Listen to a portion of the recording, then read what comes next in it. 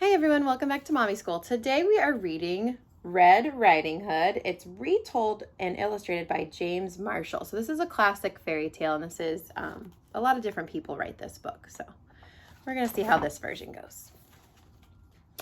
A long time ago, in a small cottage beside the deep, dark woods, there lived a pretty child called Red Riding Hood. She was kind and considerate, and everybody loved her. There she is. One afternoon, Red Riding Hood's mother called to her. "Granny isn't feeling up to snuff today," she said, "so I've baked her favorite custard as a little surprise. Be a good girl and take it to her, will you?" Well, I think we know where this story's going. Red Riding Hood was delighted. She loved going to Granny's, even though it meant crossing the deep, dark woods.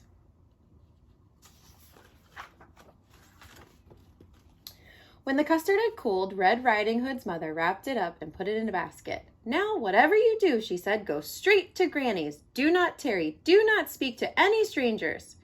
"Yes, Mama," said Little Red Riding Hood. So when she says do not tarry, don't waste time. Just get straight there. And there's the deep, dark woods. Before long, she was in the deepest part of the woods. "Ooh," she said, "this is scary." Does anyone see something in my picture? Oh, I see claws and a big face.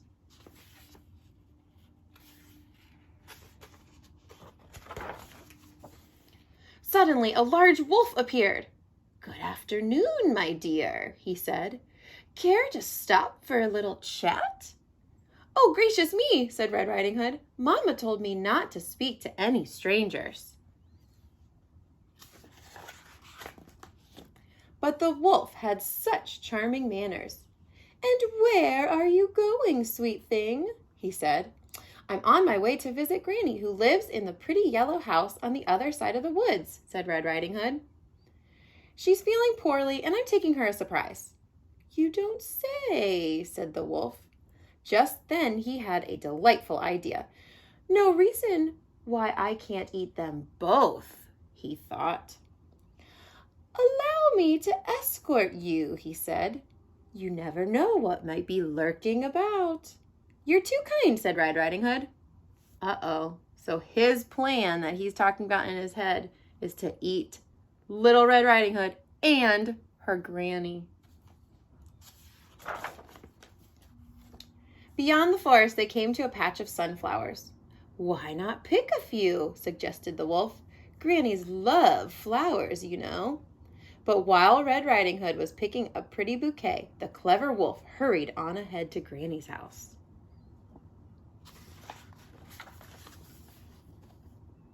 "Who is it?" called out Granny. "It is I, your delicious, darling granddaughter," said the wolf with a high voice. "The door is unlocked," said Granny.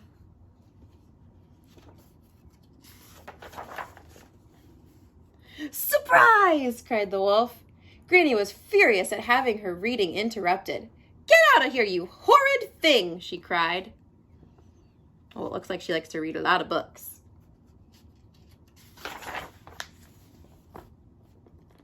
But the wolf gobbled her right up. He didn't even bother to chew.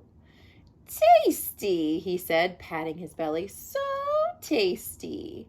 Just then he heard footsteps on the garden path. "Here comes dessert." And losing no time, he put on Granny's cap and glasses, jumped into bed, and pulled up the covers. Who's coming? Think it's Red? "Who is it?" he called out in his sweetest Granny voice. "It is I, your little granddaughter," said Little Riding Hood. "The door is unlocked," said the wolf. Red Riding Hood was distressed at seeing her grandmother so changed. "Why, Granny," she said, "what big eyes you have." "The better to see you, my dear," said the wolf. "And Granny, what long arms you have." "The better to hug you, my dear," said the wolf. "And Granny, what big teeth you have." "The better to eat you, my dear," cried the wolf. What do you think Red's gonna do? And he gobbled her right up. "I'm so wicked," he said, "so wicked." But really, he was enormously pleased with himself. After having enjoyed such a heavy meal, he was soon snoring away. A hunter passing by was alarmed by the frightful racket. "That doesn't sound like Granny," he said. And so the brave hunter jumped in the window, killed the sleeping wolf, and cut him open. Out popped Granny and Red Riding Hood. "We're ever so grateful," said Red Riding Hood. "That wicked wolf won't trouble you again," said the hunter. "It was so dark in here I couldn't read a word," said Granny. Red Riding Hood promised never, ever to speak to another stranger, charming manners or not. Well, they were safe, right? Because the hunter came and saved them. And she never did. There, it looks like an alligator or crocodile is trying to get her attention. She says, "Nope, no way, I know. No strangers." Thanks for watching.